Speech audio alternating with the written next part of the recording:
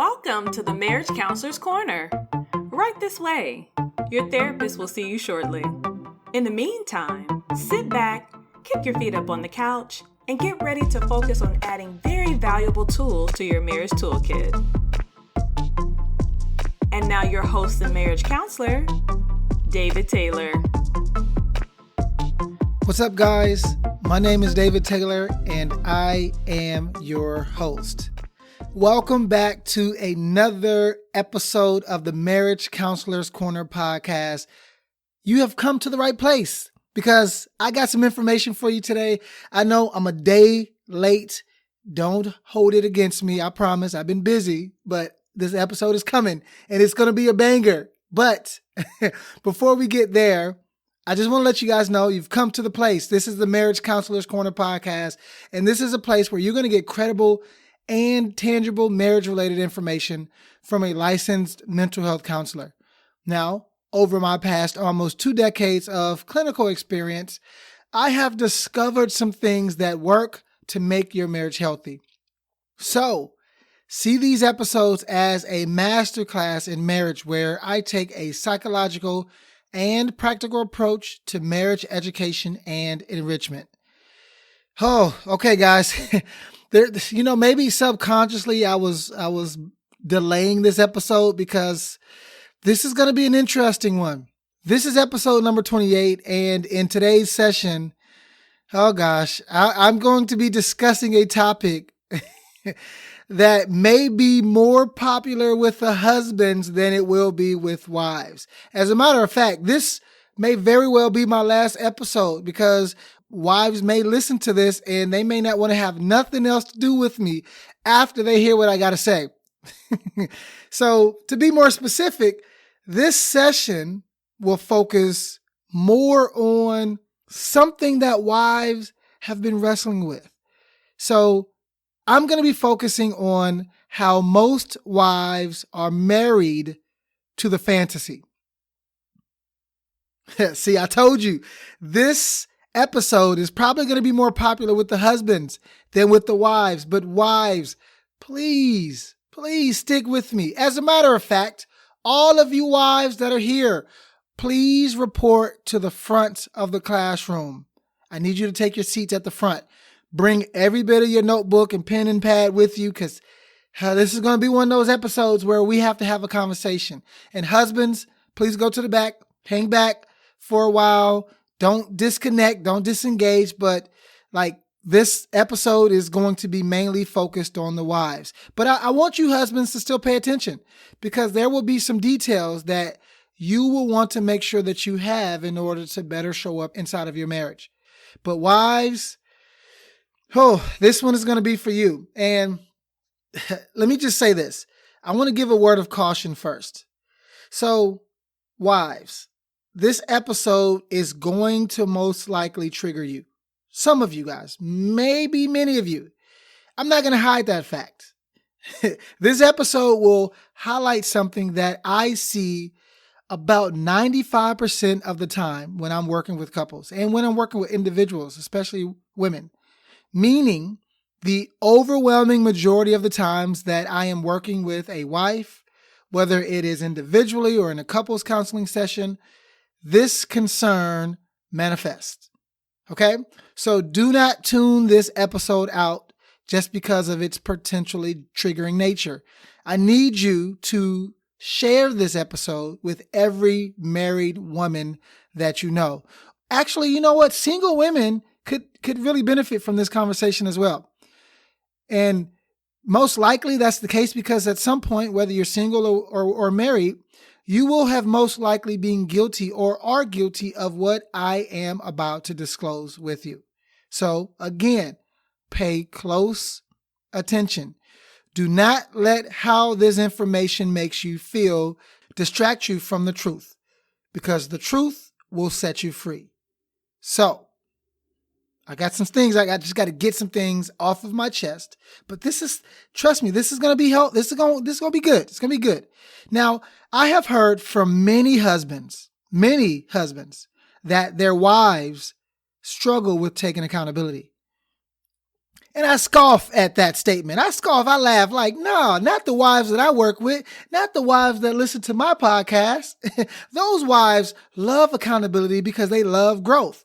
So I am issuing a challenge directly to all of the wives and single women that will be listening to this. Break the stigma. Show them that you can be accountable. Show them welcome accountability, okay? Because if you can accept what I am about to share with you, this information may prove to be a game changer for your marriage. Oh, and resist the temptation to try to bring your husband into the discussion. He's in the back of the room, okay? Don't try to bring him up here with you, but don't worry.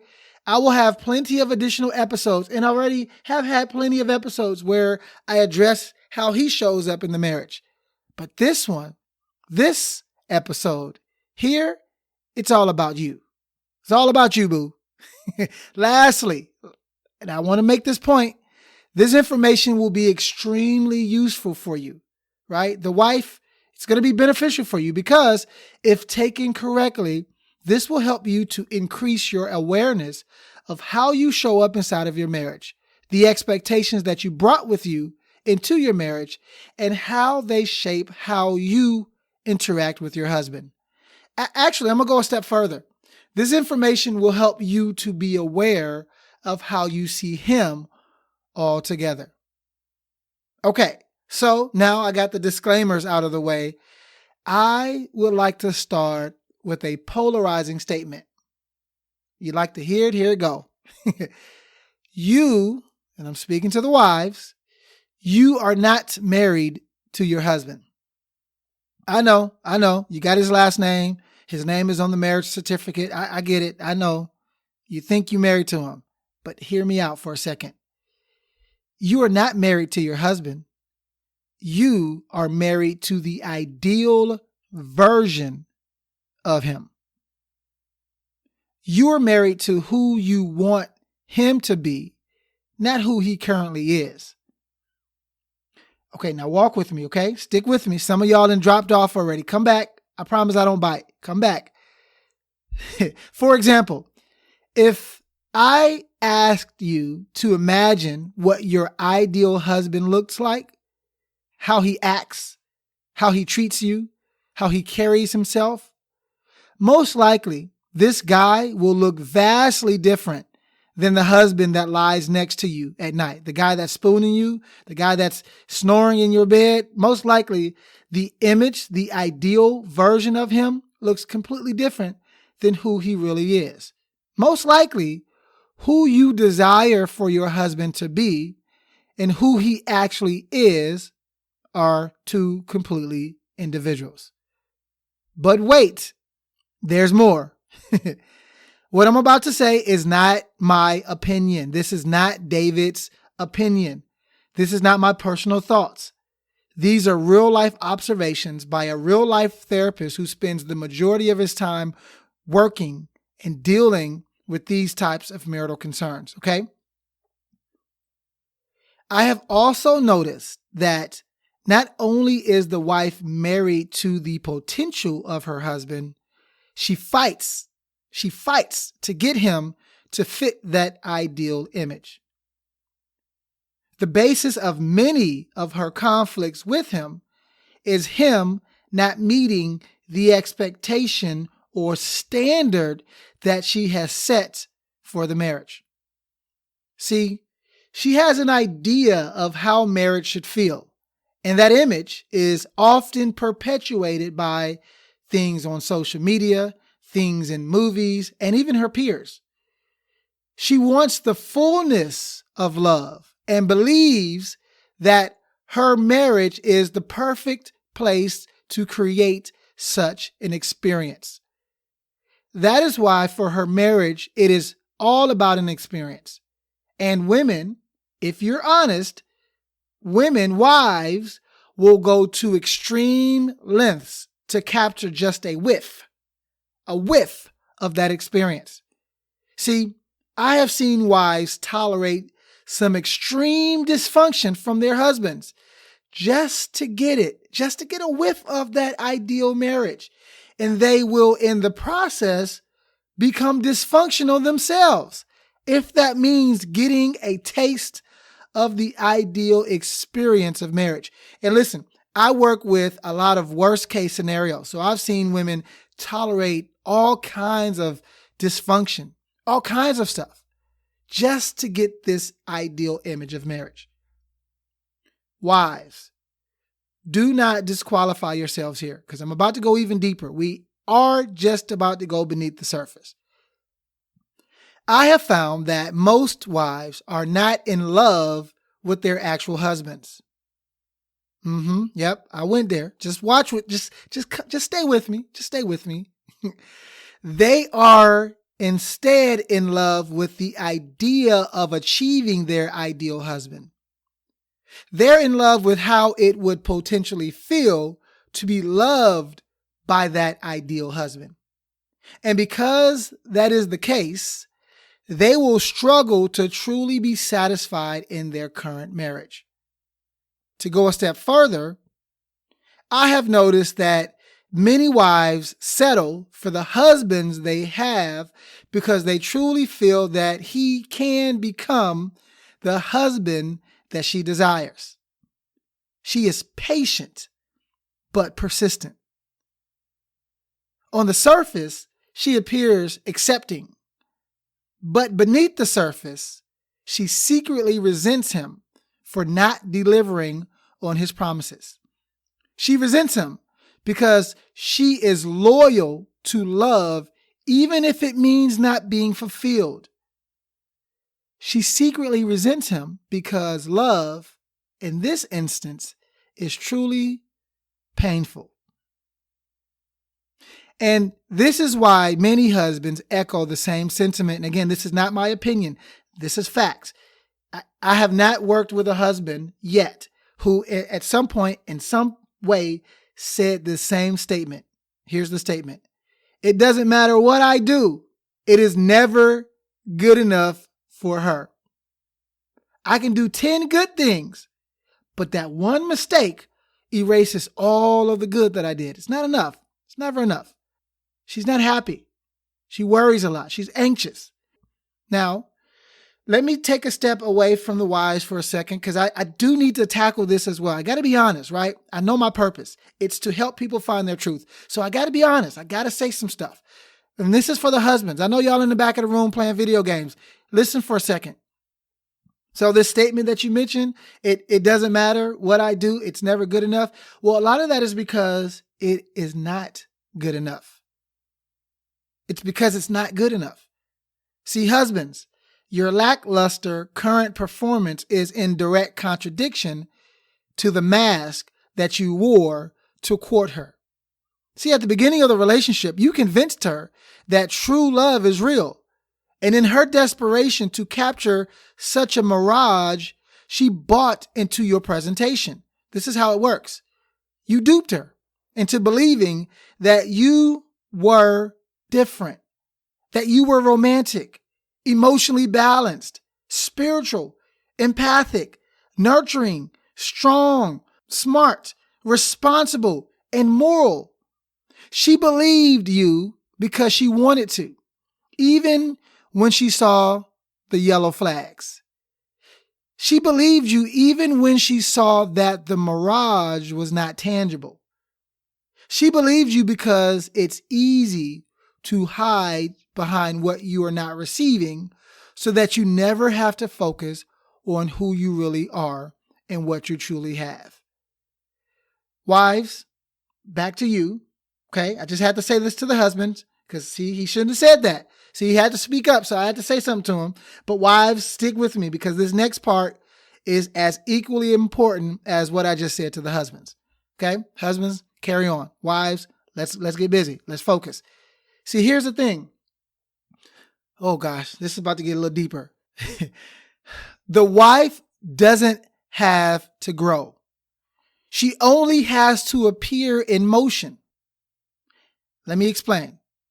See, she doesn't have to grow in the marriage. She only just has to appear as if she's mobile, as if she's moving. She only has to appear busy with the demands of being a mother and being a wife and having a full-time job, Her mobility highlights the husband's stagnation. So if I'm moving, it's easy to highlight something that's not moving, which is why she will often bring him with her to see me. But see, I see the truth. She's in motion, but not in progress.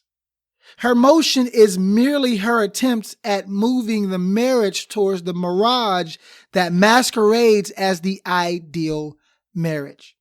I'm going to say that again. Her motion is merely her attempts at moving the marriage towards the mirage that masquerades as the ideal marriage. And doing so hides her wifely blemishes because the husband's flaws stand out more. This is true. This is what happens. See, no one is pointing out the fact that she has lost herself somewhere in the marriage as she has toiled in desperation, attempting to catch the elusive shadow of marital success. Nobody has pointed that fact out to her. See, nobody has pointed out that she buried herself deep beneath the veneer of raising her kids, deep beneath the role of being a mother. See, this is why wives desire presentation. Remember the 5 P's that I discussed in episode 25, the 5 P's to being a wife? You know, y'all probably remember the 5 P's to masculinity, but I also talked about 5 P's to being a wife. So if you don't remember, because that episode was more so targeted towards the husbands, so y'all probably ain't take the notes on this, let me give you a brief overview of the 5 P's to being a wife so that you can at least understand on a more contextual level what the heck this is all really about. So remember that first P I talked about was performance. And I defined performance as this. I said, the greater the performance that the husband puts on, the more wives feel cared for. The more she feels cared for, the more connected she'll feel inside of the marriage with him. See, performance means that whatever the husband does has to be done with intention and with effort. Now, it doesn't have to be grand, although that's important at times. It just has to show that whatever it is, it matters, right? So it doesn't have to be grand. It just has to show that whatever this thing is that he's doing it with intentionality, and he's doing it because he cares, right? And it matters to her. So this is why you'll see these grandiose proposals. And this is why you see a lot of people go over the top to pay for their weddings, because it's all about the performance. Again, if you would have came to my wedding with Mandy, it was a performance. We said some very eloquent vows. It was a performance, right? The next P is the P of present. See, probably the greatest way for your husband to connect with you is for him to be present with you. That makes sense, right? That's not harmful. This is accomplished through his attention, through his time, and through his energy. So how he uses his attention, how he uses his time, and how he uses his energy often has an impact on how present he is. Because he can be in the same home with you, the same room with you, and not be present.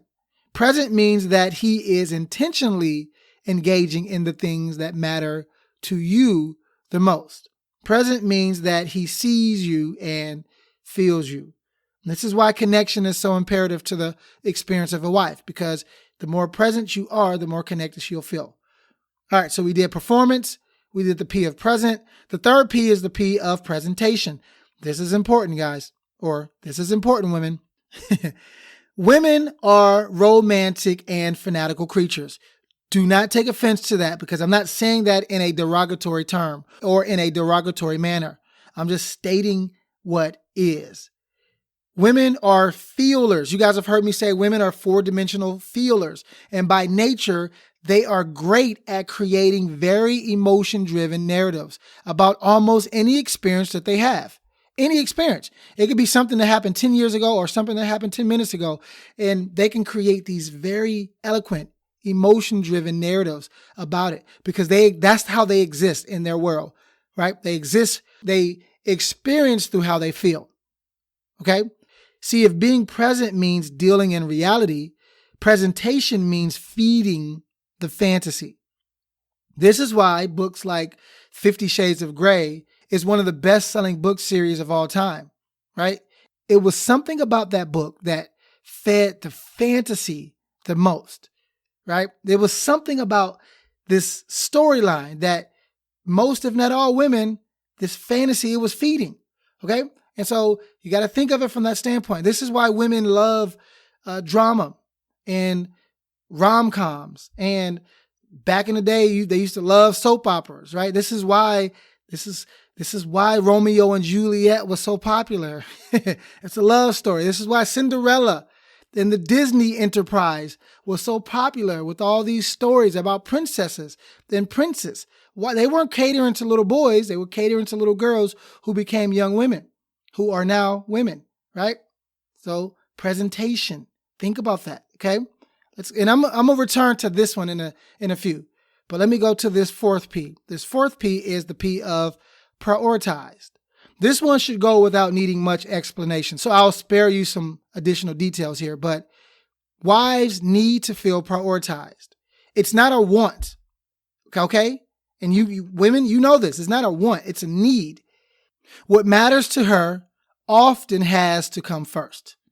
She needs to feel prioritized. Okay, so let me talk about this last P. The last P is the P of protection. Now, this is the same P that men have. However, women deal with it a little different. See, wives want and need to feel that they are their safest with their husband. Wives need to feel that their husbands can protect them based on what she needs, not just based on what is comfortable for him. Wives don't really want to lead, okay? Like, let's just put that myth to rest. Wives really don't want to lead. They want to be nurtured through their husband's ability to emotionally, physically, spiritually, and financially protect her. That's all they really want, right? So, wives, why is this information important for you to understand?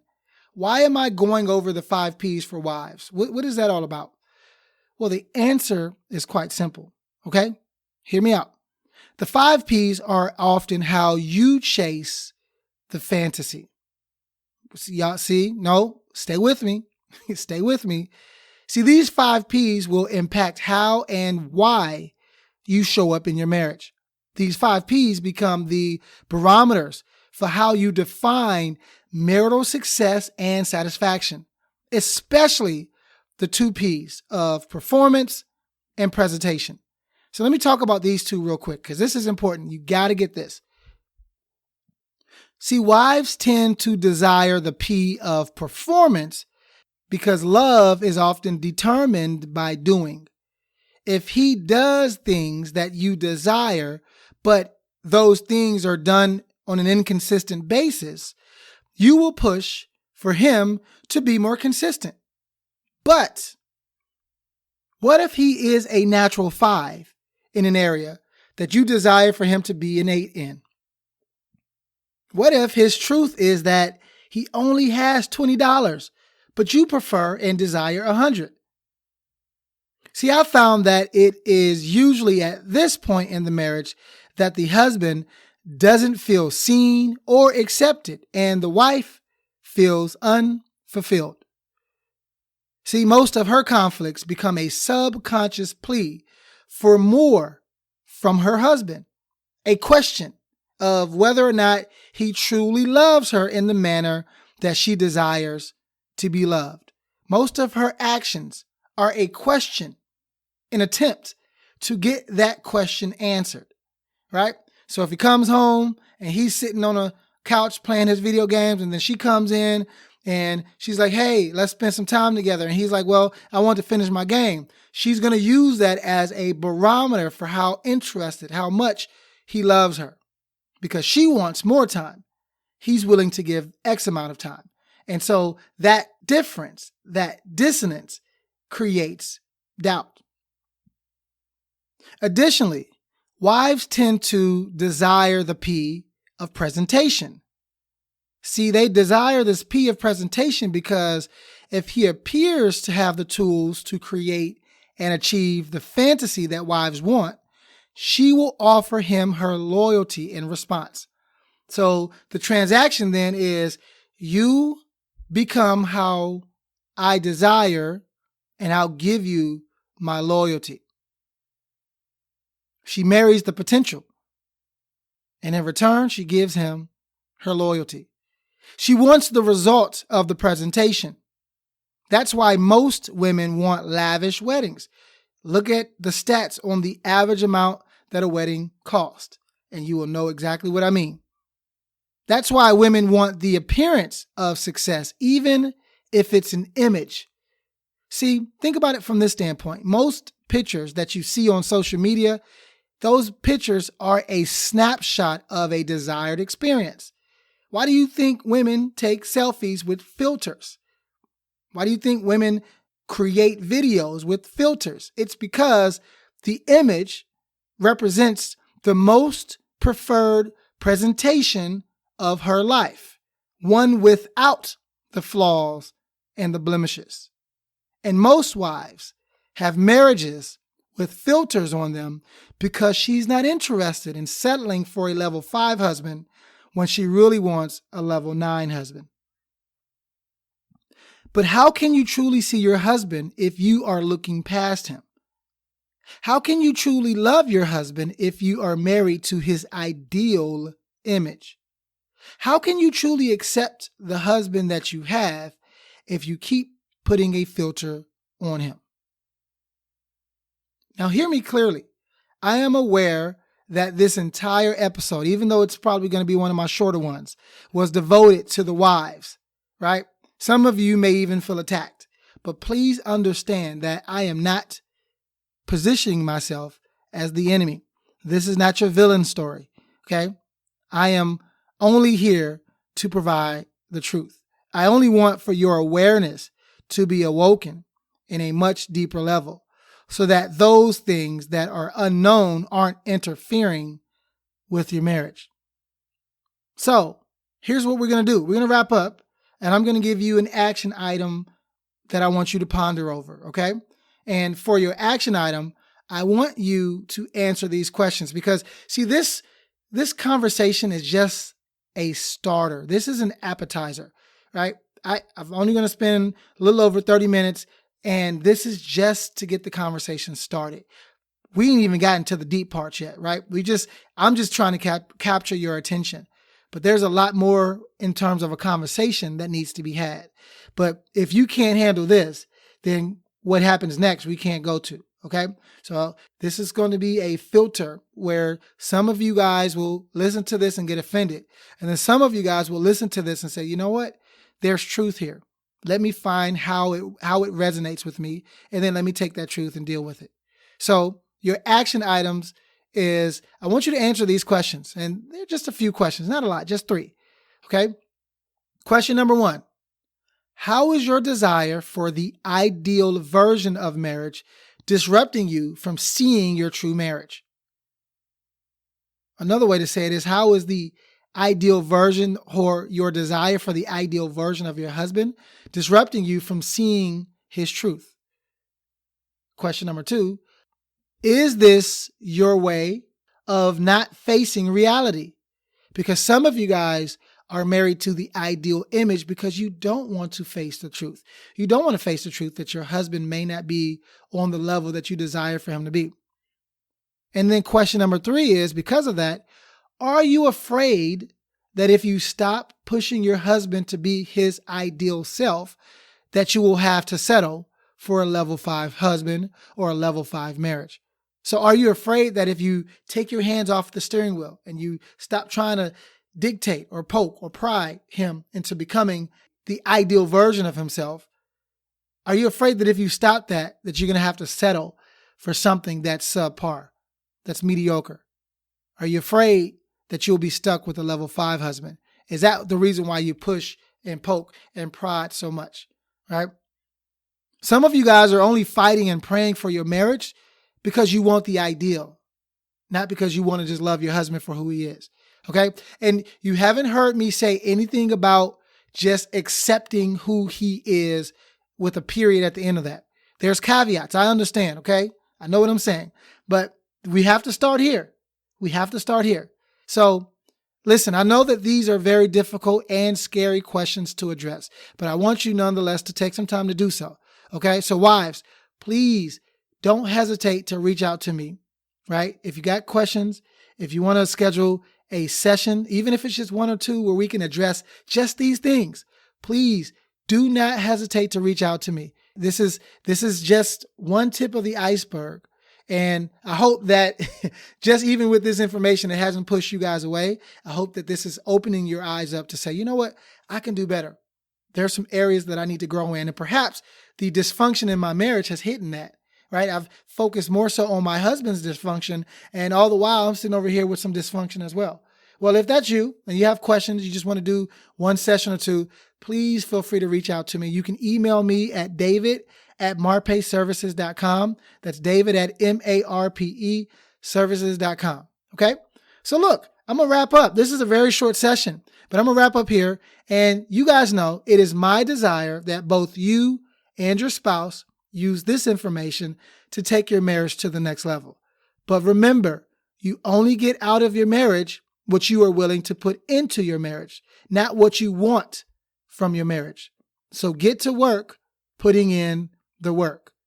Anyways, guys, thank you for coming into your session. I guess I should say anyways, wives, thank you for coming into your session at the Marriage Counselor's Corner. Please join me in the next episode where I will be talking about another very important topic that you don't want to miss out on. Lastly, please do not forget to subscribe to the podcast. Leave me an honest rating and a review. And guess what? I didn't read one today, but I will read one next time. Okay? Give me a new one. Send me some new reviews and some new ratings, and I will read them live on air. Also, the more ratings and reviews this podcast gets, the higher in the rankings this podcast grows, and other people who need this information, because y'all ain't sharing it, so other people who can find it organically, they will be able to find this podcast, okay? So make sure you're doing your part. I will greatly appreciate you for that. Anyways, go out there and make sure that you are being smart, be intentional, be strategic. Please come visit me back in the next episode and stay out of trouble. I'm David Taylor, and I will talk to you soon. Deuces. Thanks for stopping by for your seat on the couch at the Marriage Counselor's Corner. Remember, go to marriagecounselorscorner.com to schedule your next session. Also, don't forget to subscribe to this podcast so that you never miss a session. We look forward to having you back on the couch soon. Bye-bye now.